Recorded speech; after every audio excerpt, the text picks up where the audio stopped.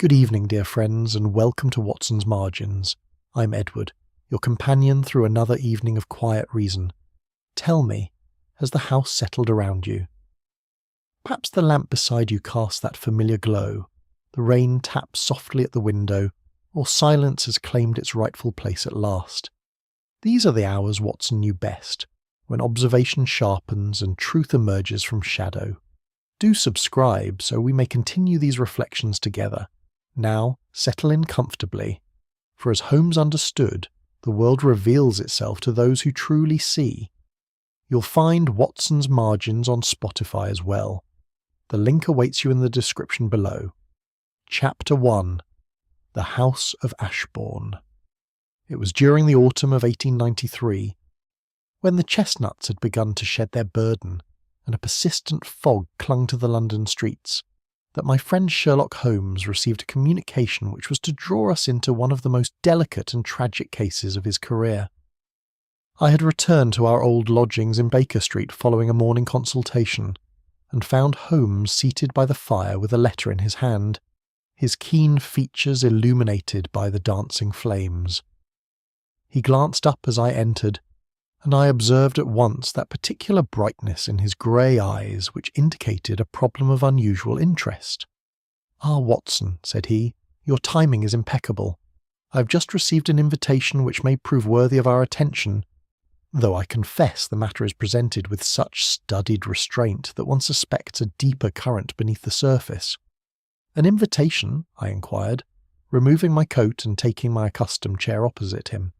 "From Sir Reginald Ashbourne of Ashbourne Hall in Hampshire," Holmes replied, extending the letter toward me. "He requests the honour of our presence at his country seat for what he terms a matter of family concern requiring discretion and judgment." I examined the document. It was written upon heavy paper of excellent quality, the hand firm and authoritative, yet I detected in certain phrases a hesitation that seemed at odds with the commanding script. "He writes with the confidence of one accustomed to deference," I observed, "yet there is something guarded in his choice of words." "Precisely, Watson. The letter says much by saying little. Sir Reginald is a man who bears significant legal responsibility. He's the keeper of a Chancery seal, a trust which carries considerable weight in matters of inheritance and succession. Such men do not lightly invite strangers into their domestic sphere unless necessity compels them."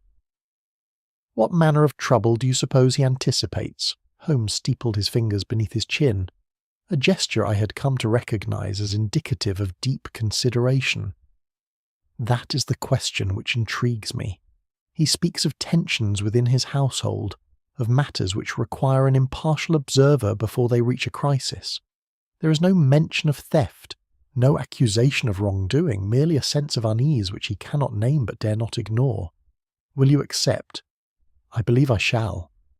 The case presents itself with all the hallmarks of subtlety, and I confess I've grown weary of the commonplace crimes which have occupied us of late. A household governed by the strictures of inheritance and legitimacy may yield observations of considerable psychological interest." Thus it was that 2 days later we found ourselves upon the platform at Petersfield Station, where a smart brougham awaited to convey us through the Hampshire countryside. The afternoon was grey and still, the landscape rolling gently beneath a low sky. As we travelled along the narrow lanes, Holmes remained silent, his gaze fixed upon the passing scenery with that absolute attention which characterised his approach to any new environment. Ashbourne Hall revealed itself gradually as we rounded a curve in the drive. It was a handsome structure of grey stone, built in the reign of Queen Anne, with tall windows that reflected the subdued light like watchful eyes. The grounds were maintained with obvious care, and the whole establishment spoke of wealth administered with rigid propriety. We were received at the door by a butler of imposing demeanour, and conducted to a drawing-room where Sir Reginald awaited us. He was a man of perhaps 60 years, tall and spare, with a face that suggested both authority and a certain weariness. His greeting was courteous but measured, and I observed that he studied Holmes with an intensity that betrayed both hope and reservation. "Mr. Holmes, Dr. Watson, "I'm grateful for your attendance," he began, after the customary pleasantries had been observed. "I shall be frank with you, though I confess the matter which troubles me is difficult to articulate with precision." "Precision will emerge through observation, Sir Reginald," Holmes replied. "Pray tell me what you can, and allow the details to arrange themselves naturally." Our host nodded slowly and moved to stand before the fireplace, his hands clasped behind his back. "This house has stood for generations, Mr. Holmes, and with it the Ashbourne name.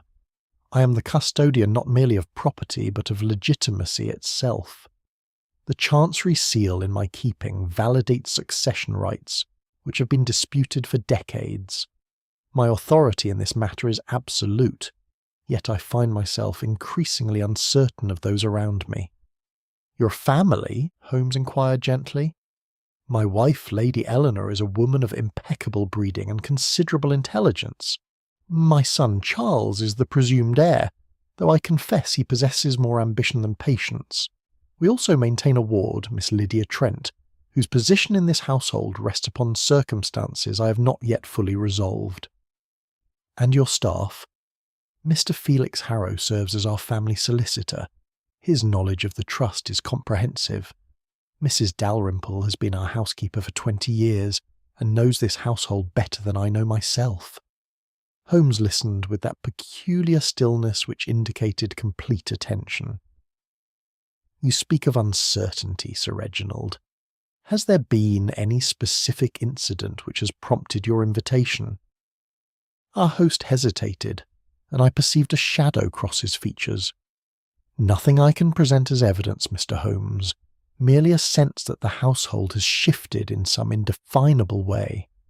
Conversations that cease when I enter, glances exchanged, a feeling that decisions are being made beyond my awareness. I'm a man accustomed to clarity in legal matters, yet I find myself surrounded by ambiguity in my own home." "The seal you mentioned," Holmes said, "it is secure?" "Locked in my private study, only I possess the key." "Yet you fear it may be threatened?" Sir Reginald met Holmes's gaze directly. "I fear, Mr. Holmes, that the truth it represents may be more dangerous than its loss. I have recently uncovered certain facts which, if formalized through official channels, would transform the order of this household entirely. I have not yet determined my course of action, and I believe others have sensed my hesitation." "I see," said Holmes quietly. "You have invited us not to prevent a crime, but to observe a crisis yet unformed." "Precisely. I require impartial witnesses should events overtake my judgment." At that moment a bell sounded from elsewhere in the house, and Sir Reginald consulted his watch. "That will be the signal for tea. You shall meet the household, gentlemen, and form your own impressions. I ask only that you observe without prejudice, and speak without haste."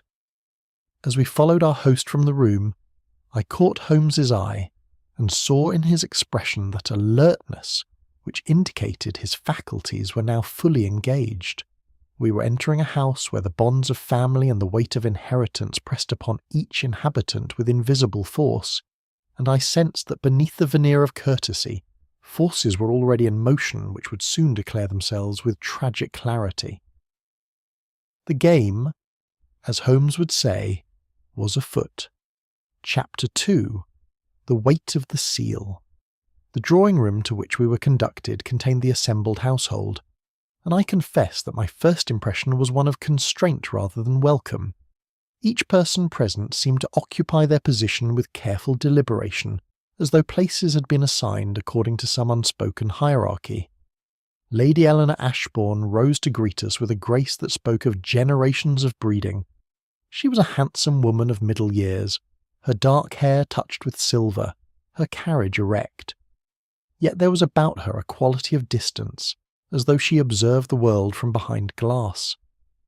"Mr. Holmes, Dr. Watson, you are most welcome to Ashbourne Hall," she said, her voice betraying neither warmth nor coldness, merely a studied courtesy.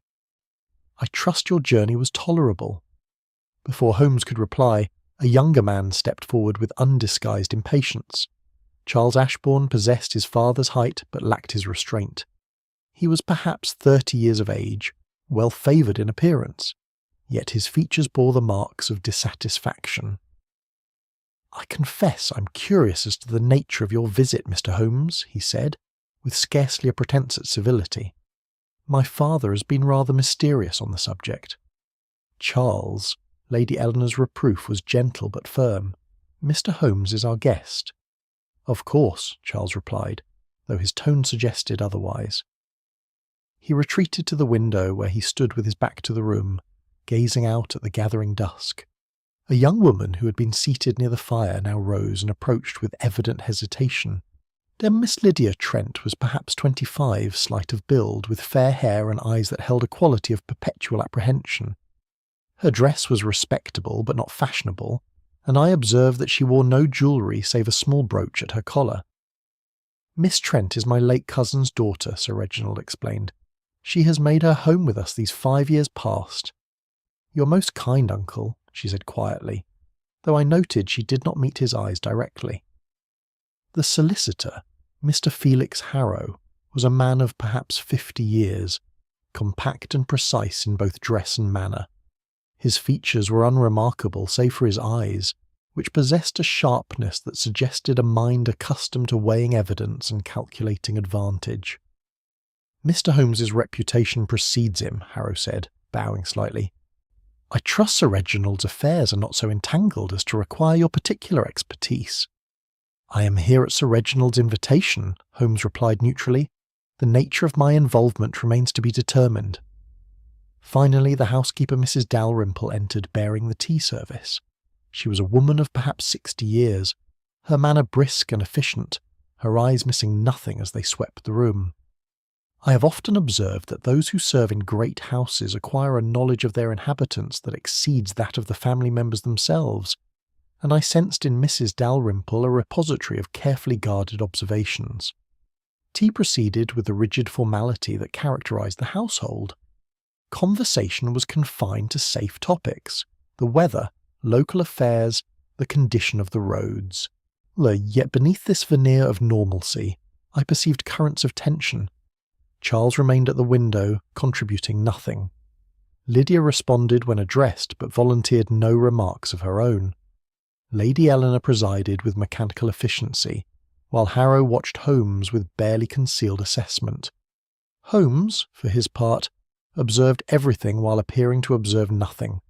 I had seen this performance countless times before, the casual attention that masked absolute focus.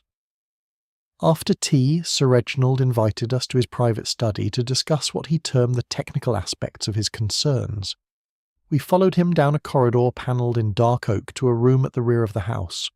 It was a chamber that spoke of both authority and isolation, lined with legal volumes, and dominated by a large desk positioned to command a view of the formal gardens beyond.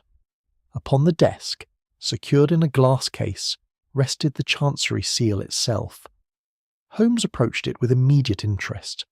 It was perhaps 3 inches in diameter, wrought in silver, bearing the royal arms and intricate engravings that spoke to its official character. The case was locked, and I observed that Sir Reginald produced a key from his waistcoat to open it. "This seal," he explained, "validates documents related to the Ashbourne Trust. The estate has been disputed for 3 generations. Claimants have emerged from various branches of the family, each asserting precedence. The Court of Chancery appointed my grandfather as trustee and invested in him the authority to determine the legitimate succession. That authority passes through the male line and currently rests with me." "A considerable responsibility," Holmes observed, examining the seal without touching it. "More than you might suppose, Mr. Holmes. The seal does not merely confirm ownership of property. It establishes legitimacy itself. Without its validation, any claim collapses into legal chaos. There are families whose entire social standing rests upon the recognition this seal provides. And you alone control its use." "I am the sole keeper. No document bearing its impression can be created without my knowledge and consent." Holmes turned from the desk and surveyed the room with that methodical attention I knew so well. "The windows are secured with locks," he noted. The door, I observe, has a substantial bolt which can be engaged from within. You work here in complete privacy? It is essential. The documents I review contain information of the most sensitive nature. Inheritances, legitimacy, family secrets that have been buried for decades. One errant word could destroy reputations. You mentioned yesterday that you had uncovered certain facts, Holmes prompted gently. Sir Reginald moved to the window, his back to us, and for a long moment he was silent. When he spoke, his voice had lost its authoritative quality and held instead a note of profound uncertainty. For 30 years, Mr. Holmes, I have believed certain things about this family to be true. I have made decisions based upon those beliefs. I have recognised claims and dismissed others according to what I understood to be the facts. And now I discover that I may have been mistaken from the beginning. Regarding the heir. Regarding everything. Sir Reginald turned to face us, and I saw in his features a weariness that went beyond mere fatigue. I have recently examined documents that were sealed at my father's death, papers I was instructed to review only upon reaching my 60th year.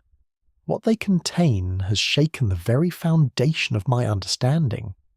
Does your family know of this discovery? I have said nothing directly. Yet I am not a man skilled in deception, Mr. Holmes. My manner has altered. Questions have been asked which I have deflected. I sense that each member of this household is aware that some revelation is pending, though they cannot know its nature. And Charles? Or he believes himself the undisputed heir? He has been raised with that certainty. His entire identity rests upon it. Holmes was silent for a moment, his keen gaze fixed upon our host. What you propose, Sir Reginald, is to overturn not merely an inheritance, but a man's understanding of who he is. I propose nothing yet, Mr. Holmes. I am paralysed by the weight of what I know. The seal gives me the power to establish truth, but truth may prove more destructive than the most comfortable falsehood. And Miss Trent, Holmes inquired, what is her position in this matter? Sir Reginald's expression grew even more troubled. That, Mr. Holmes, is the question which torments me. For if the documents speak truly, then Lydia is not merely my ward, as she may be the rightful heir to everything the Ashbourne name represents. The implications of this statement hung in the air between us. Holmes nodded slowly, as though a pattern he had suspected was now confirmed. I begin to understand your dilemma, Sir Reginald. You have summoned us not to investigate a crime, but to witness the unfolding of a transformation that may prove catastrophic to all concerned. I fear, said our host quietly, that whatever decision I make, I shall destroy someone I am bound by duty and affection to protect. The seal gives me power, Mr. Holmes, but it does not grant me wisdom. As we left the study and returned to our chambers for the evening, I observed that Holmes was deeply preoccupied. The case was unlike any we had encountered, for there was as yet no crime to solve, there only a truth waiting to declare itself with consequences none could fully predict. Watson, said Holmes as we prepared to retire, we are standing upon the edge of a precipice. The household we have entered is held in balance by assumptions that may prove false. When those assumptions fail, the fall will be steep indeed. I could offer no reassurance, for I sensed he spoke truly. Ashbourne Hall was not merely a house, but a carefully constructed edifice of belief, and Sir Reginald held in his hands the power to bring it crashing down. Chapter 3. The Broken Seal. I was awakened in the grey hours before dawn by a sound that penetrated even the heavy doors of Ashbourne Hall. It was not a scream precisely, but rather a cry of such profound alarm that it brought me instantly from sleep. I found Holmes already at the window, fully dressed, his silhouette sharp against the pale light. "Something has happened," he said simply, reaching for his coat. We emerged into the corridor to find the household in disarray. Mrs. Dalrymple stood at the head of the stairs, her face ashen, while below in the entrance hall Charles Ashbourne was demanding entry to his father's study with increasing vehemence.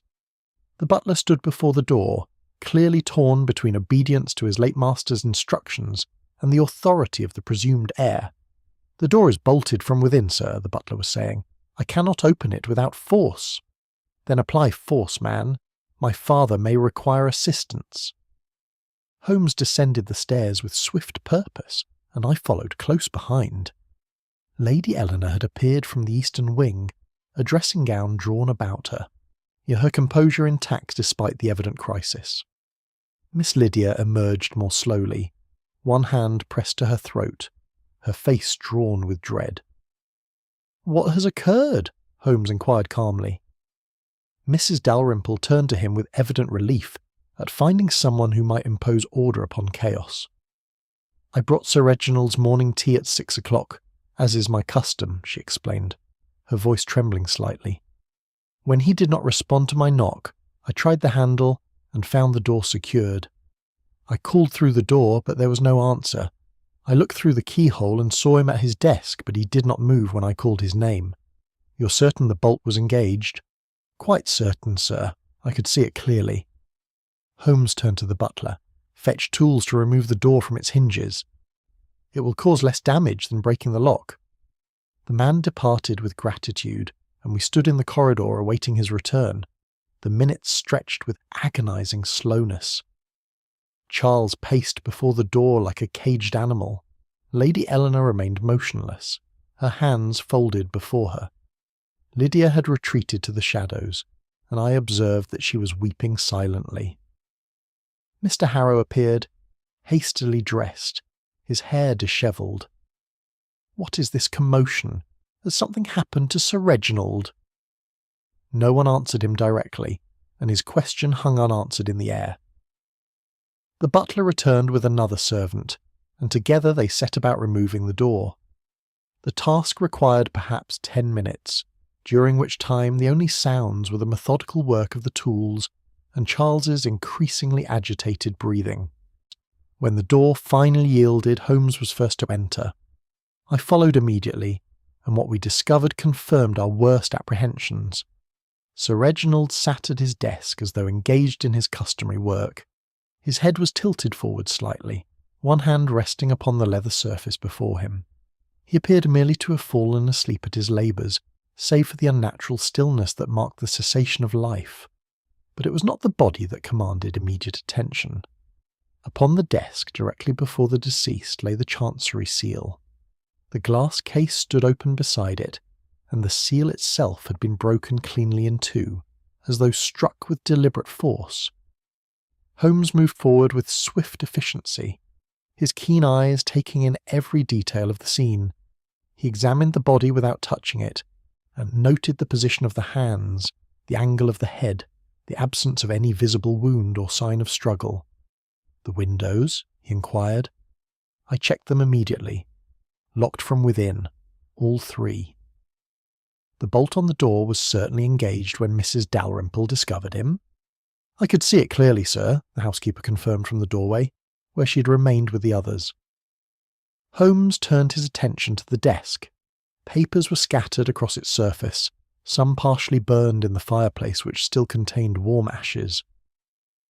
The key to the seal's case lay beside the broken fragments, and I observed that Sir Reginald's right hand rested near a heavy paperweight of dark marble. "No one must enter this room," Holmes announced. "Watson, would you be good enough to examine the body?" I approached with the professional detachment my medical training had instilled. Sir Reginald's skin was cool but not cold, suggesting death had occurred within the past few hours. His eyes were closed, his expression peaceful rather than anguished. I could detect no obvious cause of death, no wound, no sign of poison about the lips, no indication of violence. "His heart, perhaps," I ventured. "The shock of some discovery or distress." "Note the position of his hands," Holmes directed. I observed that while the right hand rested naturally upon the desk, the left was clenched slightly, as though it had grasped something at the moment of death. Behind us, the household had begun to react according to their natures. Charles pushed forward, thus staring at the broken seal with an expression I could not immediately interpret. Lady Eleanor remained in the doorway, her face a mask of careful neutrality. Harrow had gone pale, his solicitor's mind evidently calculating the legal implications. Only Lydia did not approach, but remained in the corridor, her distress now openly displayed. "The seal is broken," Charles said, his voice strange and hollow. "Broken beyond repair." "Indeed," Holmes replied quietly, "a fact of considerable significance." "What does it mean?" Charles demanded. "Can it be restored? Can its authority be recovered?" Harrow stepped forward, his professional instincts overcoming his shock. "A broken seal invalidates all pending determinations. Any document bearing its impression would be subject to challenge. Without it, Sir Reginald's authority cannot be transferred or executed." "Then everything is in question," Charles said, and I detected in his tone not grief, but something closer to calculation. "Everything," Harrow confirmed. Holmes had been examining the papers on the desk with minute attention. "These documents were being burned," he observed. "Only partially, but with evident purpose. Sir Reginald was destroying records." "What records?" Lady Eleanor asked, speaking for the first time since entering. Her voice was steady, but I noted that her hands, still folded before her, had tightened their grip. "That remains to be determined," Holmes replied. He turned to address the assembly. "I must ask that each of you account for your movements last evening after we retired. Mrs. Dalrymple, perhaps you would begin." The housekeeper gathered herself with visible effort. "I retired to my quarters at 10:30, sir, as is my custom. I heard nothing unusual during the night." "Lady Eleanor?" "I remained in the drawing-room until 11, then retired to my chambers. I sleep in the eastern wing and heard nothing." "Mr. Ashbourne." Charles tore his gaze from the broken seal. "I was in the billiard-room until midnight, then went to my rooms. I saw no one." "Miss Trent?" The young woman's voice was barely audible. "I retired early at 9 o'clock. I was unwell." "Mr. Harrow?" "I worked in the library until nearly midnight, reviewing documents Sir Reginald had requested I examine. I saw him briefly at 10 o'clock when he came to ask a question about a particular clause. He seemed agitated but not distressed. That was the last time I saw him alive." Holmes nodded slowly, absorbing this information. "And dinner last evening? Were there any notable occurrences?" "It was served early," Mrs. Dalrymple offered. "Sir Reginald requested it be moved to 6 o'clock rather than 8. He said he had work that required his attention." "Did he dine alone?" "No, sir. The family dined together as usual, though the conversation was strained. Sir Reginald said very little." Holmes walked slowly about the room, his hands clasped behind his back, his eyes moving from object to object with that peculiar intensity that indicated his mind was assembling observations into patterns. "The scene presents certain features of interest," he said at length. "A man dies alone in a locked room. Before his death, he destroys documents and breaks the very seal upon which his authority rests. Yet there is no sign of despair, no suggestion of self-destruction in the traditional sense. The room speaks not of violent emotion, but of deliberate action interrupted." "You believe someone else was present?" Harrow asked sharply. "I observe facts, Mr. Harrow. Their interpretation must wait upon further evidence." Holmes turned to address the assembly with grave formality. "Until the circumstances of Sir Reginald's death are clarified, I must ask that each of you remain available for further questions. The local authorities will need to be notified, and I trust you will cooperate fully with their inquiries." As the household slowly dispersed, each retreating to private grief or private calculation, I observed their departures with the eye of one who had learned from Holmes to note the revealing detail. Charles left with reluctance, his gaze returning repeatedly to the broken seal. Lady Eleanor departed with measured steps, her composure absolute. Harrow lingered, studying the scene with professional assessment before withdrawing. Lydia fled, her distress unfeigned and profound. When we were alone, Holmes stood before the desk, gazing down at the broken seal with an expression of deep concentration. "What do you make of it, Holmes?" I ventured. "I make of it, Watson, that we are confronted not with a simple death, but with an act of profound symbolic significance. This seal represented legitimacy, authority, truth itself. Its destruction suggests not theft or violence, but something far more complex, whereas someone in this house feared what that seal might reveal more than they feared the consequences of silencing it forever. But the room was locked from within. So it appears, Holmes agreed. Yet appearances, as we have learned, may be carefully constructed to deceive. The game has begun, Watson, and the stakes, I suspect, are higher than any of us yet understand. Chapter 4. The Silent Rearrangements. The morning brought Inspector Gregson from Scotland Yard, summoned by telegram at Holmes's insistence. I had worked with Gregson on several previous occasions and found him to be a capable officer, though one who often mistook the obvious for the significant. He examined the scene with professional thoroughness, questioned the household with methodical persistence, and arrived at conclusions with disappointing predictability. "A clear case of natural death, I should say," he announced after his inspection. The gentleman's heart gave out. The seal he broke himself, perhaps in a moment of distress or confusion. These things happen with men of his age, particularly those who carry heavy responsibilities. Holmes, who had been examining the fireplace with a magnifying lens, did not look up. "You observed the pattern of ash distribution, Inspector." "Ash is ash, Mr. Holmes." "On the contrary, ash reveals much about what was burned and when. These documents were consumed in stages, not all at once. Some papers burned completely while others were barely singed, suggesting intervals between the burnings." Gregson shrugged with the air of one indulging a harmless eccentricity. The man was destroying private papers before his death. Nothing unusual in that. "And the dinner hour," Holmes pressed, "moved forward by 2 hours without explanation. A gentleman's prerogative in his own home." Holmes straightened and fixed the inspector with a penetrating gaze. "You find nothing remarkable in the constellation of circumstances, the altered schedule, the dismissed servants, the burned correspondence, the broken seal, all occurring on the eve of his death. Coincidence, Mr. Holmes. You see complexity where simple explanation suffices." After Gregson departed, having declared the matter closed to his satisfaction, Holmes turned to me with an expression of profound frustration. "The official mind, Watson, abhors ambiguity. It will always choose comfortable explanation over uncomfortable truth. You believe there is more to discover? I am certain of it. Come, we must examine what others have overlooked." We began with the servants, interviewing them away from the main household. The footman revealed that Sir Reginald had sent him to the village on an errand at 7 o'clock the previous evening, though the task could easily have waited until morning. The errand itself was trivial, the purchase of writing paper that the house already possessed in abundance.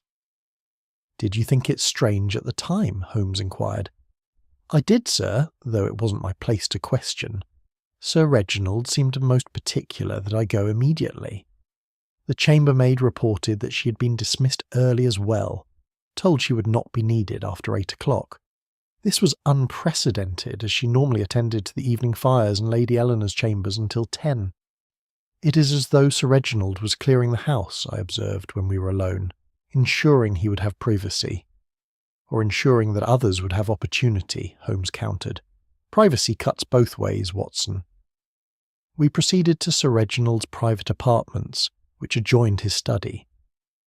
Here Holmes conducted a search of extraordinary minuteness, examining every drawer, every paper, every object with that absolute attention he brought to such tasks.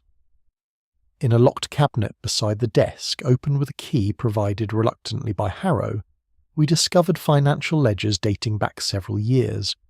Holmes spent an hour reviewing them in silence while I occupied myself with examining the room's other features.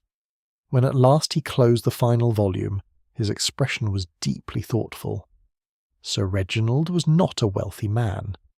Watson, at least not as wealth is commonly understood. The estate generates income sufficient for its maintenance, but there is little surplus. Yet here are records of regular payments to an address in London, substantial sums dispatched quarterly for the past 5 years. Blackmail, I suggested. Possibly, though the notation beside each entry reads simply, "Trust obligation." If it is blackmail, it is dressed in the language of legitimacy. Could it be related to Miss Trent? Her maintenance would not require such sums. No, this speaks to something else, some arrangement made to ensure silence or compliance. We turned our attention to the correspondence, what remained of it. Most had been burned, but several letters had escaped destruction, apparently overlooked in Sir Reginald's haste. Though they were from various members of the family dating back several months, and their tone grew progressively more urgent. Charles had written demanding immediate recognition as heir, citing debts that required settlement. His language was impatient, at times bordering on hostile. One letter in particular caught my attention. "Father, I cannot wait upon your deliberations indefinitely. My creditors grow insistent and my position becomes untenable. If you cannot act, then I must consider my own course." Lady Eleanor's correspondence was more circumspect, but no less revealing. "Reginald, I implore you to consider the consequences of any precipitate action. What has stood for 30 years should not be overturned without the most careful thought. Some truths serve no purpose beyond destruction." Miss Lydia had written only once. A brief note of heartbreaking simplicity. "Uncle, whatever you discover, please know that I seek nothing for myself. I would rather live in obscurity than bring discord to those who have shown me kindness." Holmes studied these letters with intense concentration, returning to certain phrases repeatedly. "Each writes from a position of knowledge they dare not make explicit," he observed. "Charles speaks of consequences yet unspecified. Lady Eleanor alludes to truths better left buried. Even Lydia's resignation suggests awareness of possibilities she cannot directly name." "They all knew something was pending," I said. "Precisely. The question is what each feared, and what each was prepared to do to prevent it." Our investigation led us next to the study itself, where Holmes examined the broken seal with exquisite care. Then he produced his lens and studied the fractured edges, the pattern of the break, the position of each fragment. "The seal was not dropped or shattered by accident," he announced. "The break is too clean, too deliberate. It was struck with force at its weakest point, here where the design creates a natural flaw in the metal. Someone who knew the seal well would understand precisely where to strike. Sir Reginald himself? Or someone with intimate knowledge of its construction? Harrow would possess such knowledge, having handled documents bearing its impression for years. But so too would Lady Eleanor, who has lived in this house for 3 decades. Holmes moved to the window and gazed out at the gardens, now grey beneath an overcast sky. "Consider the sequence, Watson. Sir Reginald alters the dinner hour, ensuring the household is occupied and the servants dismissed early. He burns correspondence, preserving only fragments that hint at the tensions he faced. He breaks the seal that represents his authority, and then he dies, conveniently leaving all questions unanswered and all claims suspended in perpetual uncertainty. You suggest he engineered his own death. I suggest nothing yet. I observe that the scene has been arranged to produce ambiguity. Whether that arrangement was his work or another's remains the central question." A knock at the door interrupted our discussion. Mrs. Dalrymple entered, her manner apologetic but determined. "Begging your pardon, Mr. Holmes, but there's something I believe you should know. I've debated whether to speak, but my conscience won't allow silence. Pray continue, Mrs. Dalrymple." The housekeeper clasped her hands before her, clearly uncomfortable with what she was about to reveal. 3 nights ago I could not sleep and was walking the corridor near the study. It was past midnight. I heard voices within, raised in argument. Sir Reginald and Lady Eleanor. "You are certain it was Lady Eleanor?" "Quite certain, sir. I've known her voice these 20 years. They were quarrelling about Miss Lydia, about Charles, about decisions that must be made. I could not make out all the words, but I heard Lady Eleanor say quite clearly, 'You will destroy us all if you persist in this course.'" "And Sir Reginald's response?" "He said, 'Better destruction than the perpetuation of falsehood. I will not die with this lie upon my conscience.'" Holmes absorbed this information with visible satisfaction. "You have done right to tell us, Mrs. Dalrymple. Did anyone else know of this conversation?" "I cannot say, sir, but I know that Miss Lydia's chambers are directly above the study. If I could hear them in the corridor, she might well have heard them from above." After the housekeeper departed, Holmes paced the room with renewed energy. "The household rearranges itself, Watson, in response to an approaching crisis. Each player moves into position, preparing for a revelation they cannot prevent but might yet contain. Sir Reginald stood at the centre, wielding the power to transform their world. And now he is dead, the seal broken, the truth locked away perhaps forever. Where does your investigation lead now?" Holmes paused at the window, his reflection ghostly in the glass. "To the question of motive, Watson. Not the motive of greed, which is simple and obvious, but the motive of preservation. Someone in this house valued the status quo more than truth itself. They acted not to gain, but to prevent loss. And that, my dear fellow, is a far more dangerous impulse than mere avarice." The afternoon was drawing to a close, and the house seemed to darken around us with more than the coming of evening. Somewhere within these walls someone watched and waited, their secret preserved by death and ambiguity. Holmes was right. The game had indeed begun, and its stakes were measured not in pounds, but in the currency of identity itself. Chapter 5. Beneath Polite Speech. The following morning brought a heavy rain that confined the household indoors and lent the corridors of Ashbourne Hall an atmosphere of oppressive intimacy. Holmes determined to use the enforced proximity to conduct what he termed a systematic examination of perspectives, and I knew from experience that his interviews would probe beneath the surface courtesies to which the family clung. We began with Mr. Harrow, whom we found in the library surrounded by legal documents. He rose as we entered, his solicitor's manner reasserting itself despite the evident strain of recent events. "Mr. Holmes, Dr. Watson, I trust you are making progress in understanding this tragic affair." "Progress is measured in accumulated detail," Holmes replied, settling into a chair opposite the solicitor. "I wonder if you might clarify certain matters regarding the trust." "I shall assist however I can, though much of what I know is protected by professional confidence." "Of course. But Sir Reginald is beyond harm now, and surely the pursuit of truth supersedes conventional discretion. You mentioned that a broken seal invalidates pending determinations, yet the trust itself remains intact, does it not?" Harrow adjusted his spectacles, a gesture I had come to recognise as indicative of discomfort. "The trust endures, yes, but without Sir Reginald's authority to validate claims, the matter must return to Chancery for reassignment. This could take years, during which time all parties remain in limbo. A convenient outcome for some, I should imagine." "Convenient?" Harrow's tone sharpened. "I fail to see how legal uncertainty serves anyone's interests." "It preserves the present arrangement, does it not? Charles continues as presumed heir, Miss Trent remains a ward, Lady Eleanor retains her position. Nothing changes because nothing can be changed." The solicitor was silent for a moment, his fingers drumming upon the arm of his chair. "You have a keen understanding of legal paralysis, Mr. Holmes. Yes, the status quo is frozen. Whether by design or accident, I cannot say." "How long have you known Lady Eleanor?" The abruptness of the question caught Harrow off guard, as Holmes had intended. "I have served this family for 25 years. I knew her before her marriage to Sir Reginald." "Indeed? Were you acquainted in London?" "We moved in similar circles. Her family and mine were connected through various social obligations." "And you have maintained a relationship throughout her marriage?" "A professional relationship, Mr. Holmes, grounded in mutual respect and the service of the family's interests." Holmes nodded slowly, his gaze never leaving Harrow's face.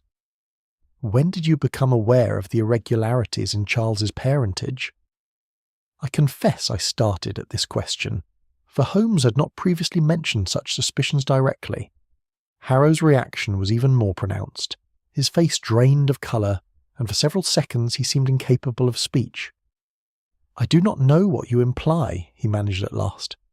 "Come, Mr. Harrow, you are an intelligent man who has managed this family's legal affairs for a quarter century. You reviewed the documents Sir Reginald examined before his death. You understood their implications.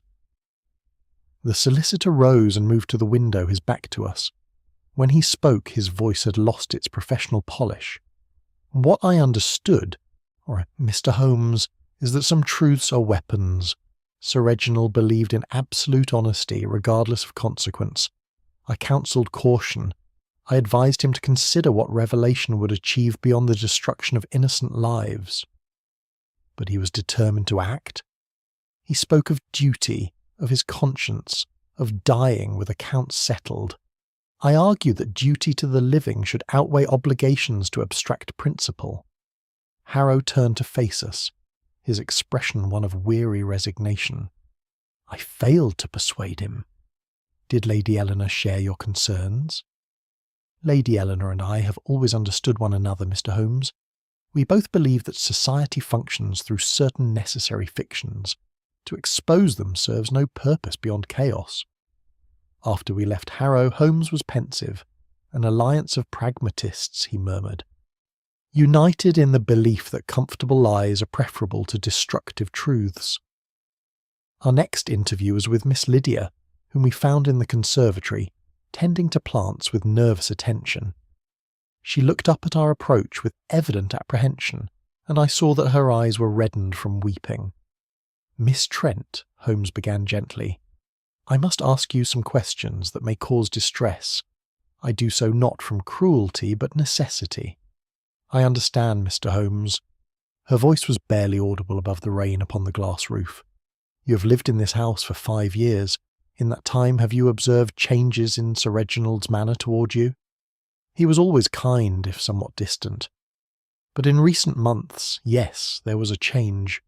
He began to look at me with an expression I could not interpret.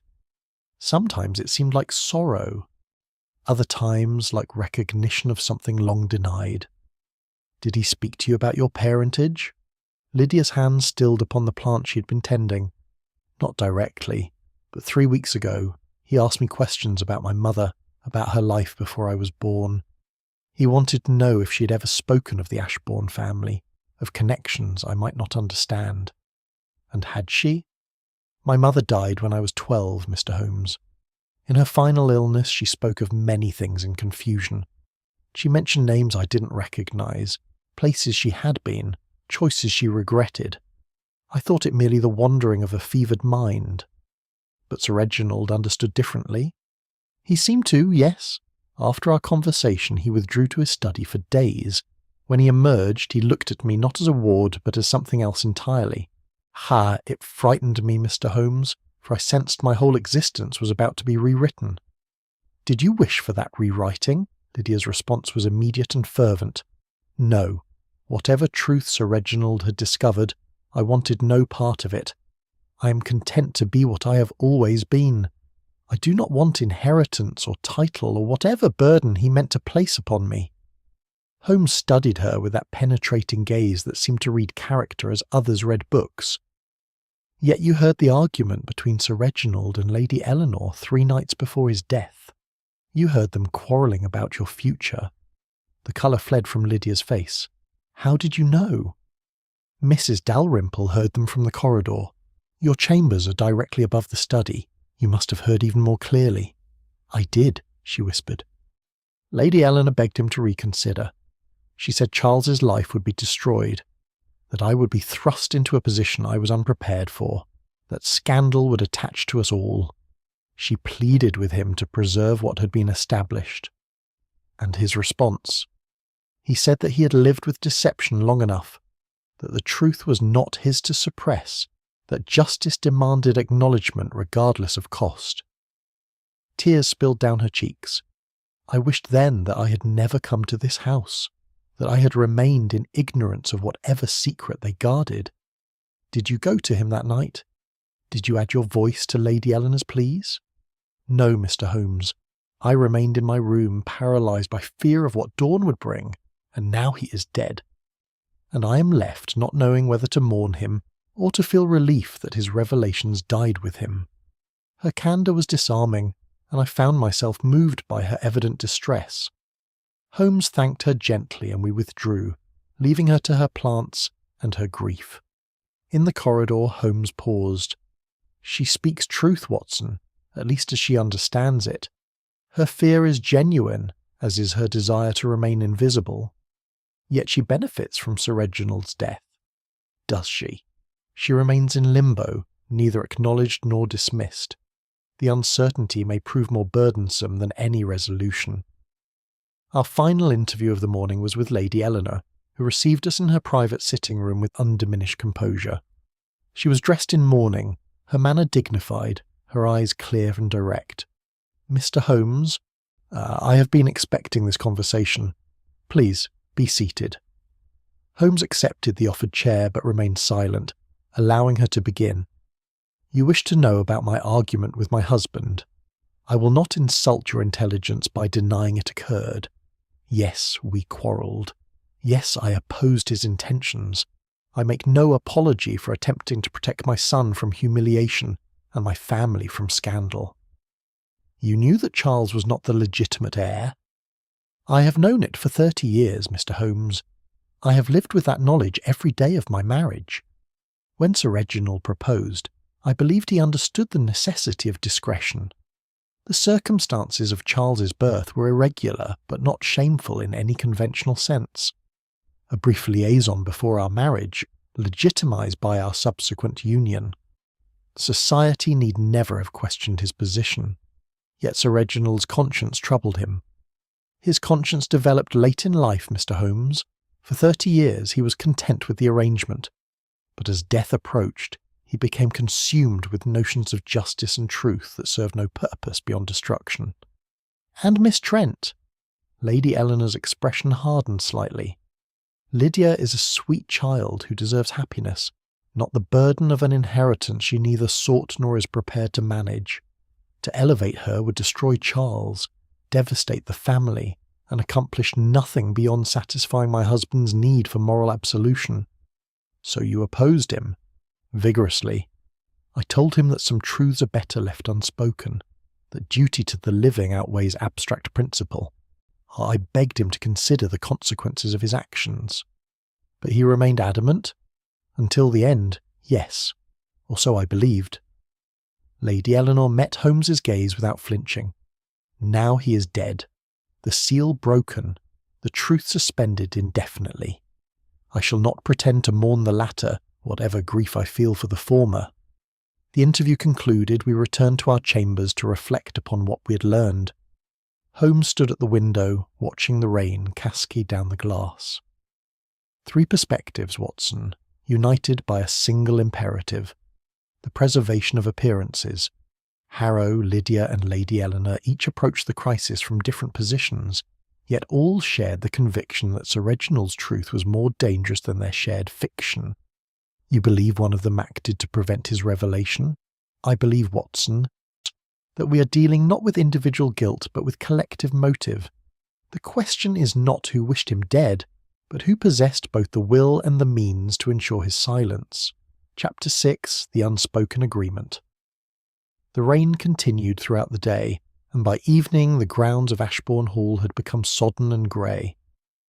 Holmes spent the afternoon closeted in our chambers, reviewing his notes with that fierce concentration that precluded conversation. I occupied myself with correspondence and observation of the household from our window, noting the comings and goings that spoke of continued unease. Charles paced the terrace despite the weather, his agitation visible even from our vantage point. Lady Eleanor remained in her sitting room, receiving no visitors. Lydia ventured once to the conservatory, but returned quickly, as though unable to find solace even among her plants. Only Harrow moved with apparent purpose, making several journeys between the library and his own chambers with bundles of documents. At length, Holmes looked up from his papers. "Watson, I require your medical opinion on a theoretical matter." "Of course." "A man of Sir Reginald's age and constitution under significant emotional strain dies in his study with no apparent violence. What are the probable causes?" I considered carefully. Heart failure would be most likely. The strain of the quarrel with Lady Eleanor, combined with whatever internal conflict he faced, could easily precipitate a cardiac event. Apoplexy is another possibility, though one would expect more evident signs. There is also the question of poison, though I detected nothing to suggest it. Nothing visible. You mean? But consider this. A man plans to overturn his entire family's understanding of themselves. He arranges privacy, dismisses servants, alters schedules. Would such a man not take precautions against being prevented from executing his intentions? You suggest he anticipated interference? I suggest he feared it. Yet he died before he could act. The timing is remarkable, Watson. Another day, and he might have formalized his revelations. Instead, death claimed him at precisely the moment when uncertainty would cause maximum disruption while preventing definitive resolution. You believe his death was induced? Holmes rose and began to pace, his hands clasped behind his back. I believe we must consider all possibilities, but first we must understand what Sir Reginald intended. The key lies not in his study but in the documents he was reviewing, the sealed papers he had been instructed to examine upon reaching his 60th year. Harrow would know their contents. Harrow has proven himself a guardian of secrets rather than their revealer. No, Watson, we must approach this from a different angle. He paused, struck by a thought. Mrs. Dalrymple mentioned that Sir Reginald had locked correspondence in a cabinet separate from his desk. That cabinet was opened after his death. But were all its contents revealed? Harrow provided the key. Yes, but did he inventory what was removed? Come, we must speak with him again. We found the solicitor in the library as expected. He looked up at our entrance with barely concealed weariness. Mr. Holmes, surely your questions can wait until morning. I require only a moment of your time, Mr. Harrow. The cabinet in Sir Reginald's study, the one you opened with the secondary key. Did you examine all its contents? Harrow's hesitation was brief but telling. I examined what was necessary for the settlement of immediate legal matters. That is not what I asked. The solicitor removed his spectacles and rubbed his eyes. When he replaced them, his expression had shifted from resistance to resignation.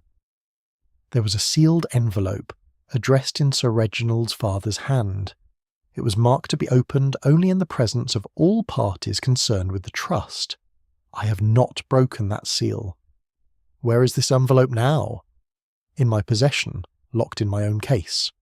I must ask you to produce it. Mr. Holmes, I cannot simply violate the explicit instructions of a legal document. Sir Reginald is dead, Mr. Harrow. Whatever instructions his father left have become immediately relevant. If you do not produce the envelope, I shall be forced to inform Inspector Gregson that you are withholding evidence material to an investigation.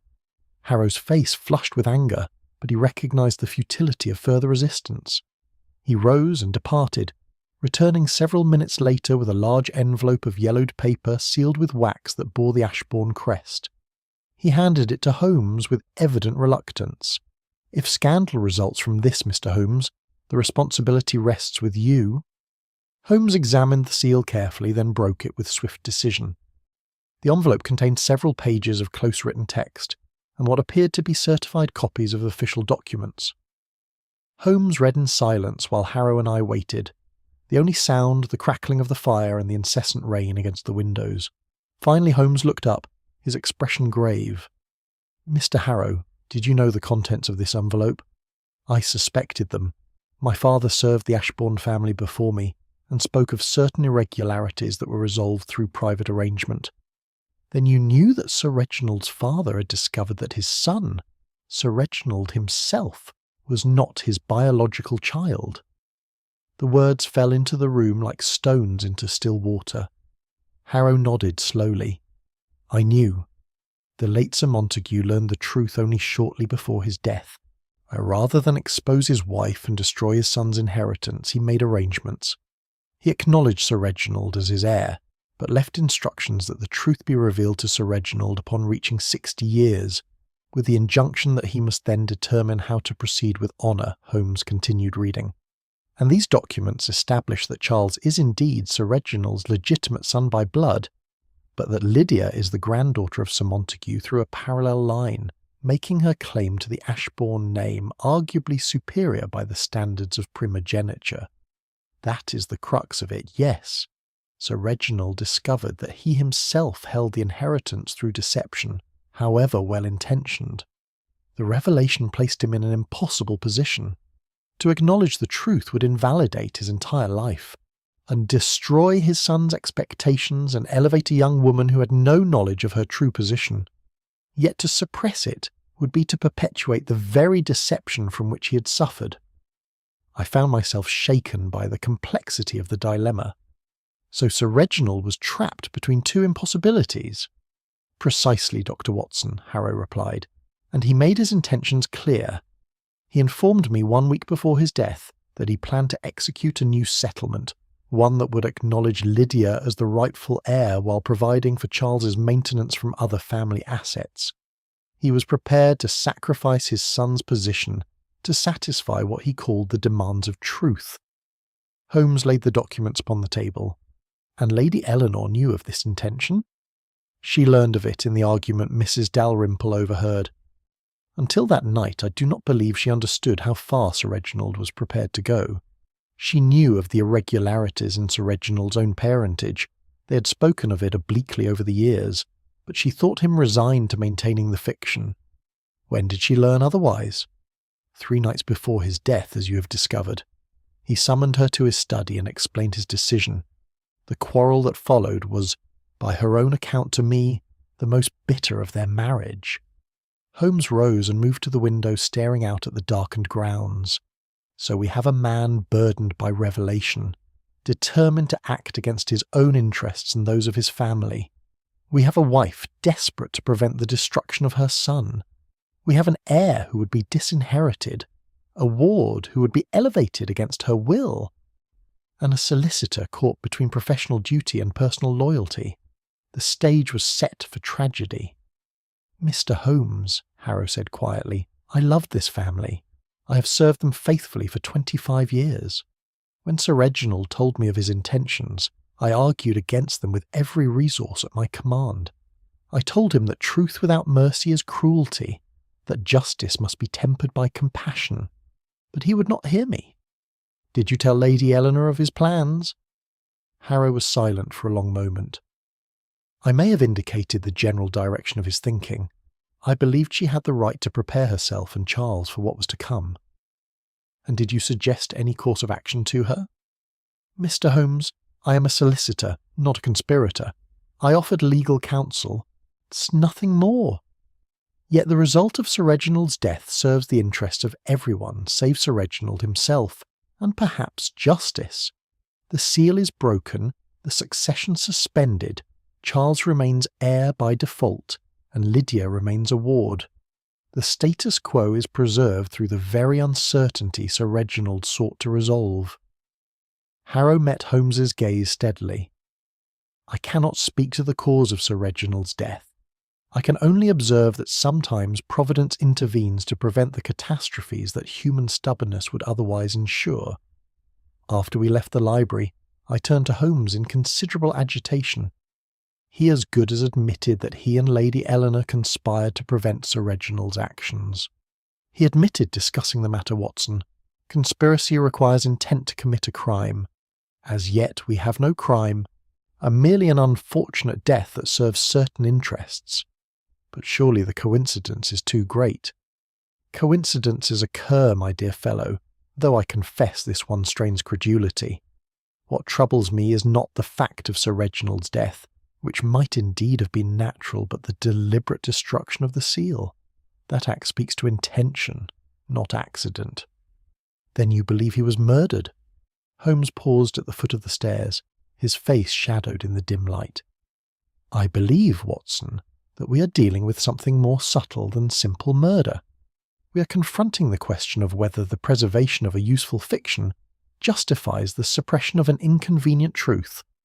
Someone in this house decided that Sir Reginald's revelation must be prevented, and they possessed both the means and the resolve to ensure that prevention. Whether that prevention extended to causing his death, or merely taking advantage of a natural death to destroy the seal, remains to be determined. How will you proceed? By establishing not who wished Sir Reginald dead, for that answer encompasses nearly everyone, but who had the opportunity to act upon that wish. The locked room remains the central puzzle. Until we resolve how someone could have entered and left that study while the door was bolted from within, we cannot proceed to questions of motive and guilt. We retired to our chambers, but I found sleep elusive. Somewhere in the house someone guarded a secret that had already cost one life and might yet claim others. Holmes's words echoed in my mind, "Truth without mercy is cruelty." Yet what of mercy without truth? Was that not its own form of cruelty, one that trapped all parties in a web of necessary deception? The rain continued through the night, and I lay awake listening to its insistent rhythm, wondering what revelations the morning would bring. Chapter 7. The Illusion of Greed. Morning brought a cessation of rain, and the arrival of Inspector Lestrade from Scotland Yard. He appeared at breakfast with the satisfied air of one who has solved a puzzle that had troubled his colleagues, and I confess I felt a certain foreboding at his confidence. "Mr. Holmes, Dr. Watson," he said, accepting the coffee Mrs. Dalrymple poured for him, "I believe we have our man. The evidence, when properly examined, points to only one conclusion." Holmes set down his cup with studied calm. "Indeed, Lestrade? Pray, enlighten us. Charles Ashbourne, sir. Motive, means, and opportunity, all present in abundance." Lestrade produced a notebook and consulted it with evident satisfaction. "I've been conducting inquiries in London. The young gentleman's debts are even more substantial than we initially supposed. He owes nearly £5,000 to various creditors, several of whom have threatened legal action." "Debt is unfortunately common among young men of his class," Holmes observed. "Ah, but there's more. I've obtained testimony from a club in St. James's where Charles was overheard quarrelling with his father 2 weeks ago. Witnesses report he demanded immediate access to his inheritance, and Sir Reginald refused, stating he had not yet determined the proper disposition of the estate. Interesting. But hardly conclusive." Lestrade leaned forward, warming to his subject. "On the night of Sir Reginald's death, Charles claims he was in the billiard room until midnight. Yet the footman states he saw no light under the billiard room door when he passed at 11 o'clock, and the room shows no evidence of recent use, no chalk on the cues, no disturbance of the table cover." Holmes's eyes sharpened with interest, though whether at the evidence or at Lestrade's reasoning I could not determine. "You suggest Charles lied about his whereabouts?" "I suggest he had ample time to confront his father, perhaps to argue once more about the inheritance. The quarrel escalated, became physical. In the struggle, Sir Reginald's weak heart gave out. Charles, panicking, broke the seal to invalidate any arrangements his father had made against him, then fled the study, somehow managing to secure the door behind him." "And the locked door? You have resolved that impossibility?" Lestrade waved a dismissive hand. "There are always explanations for locked rooms, Mr. Holmes.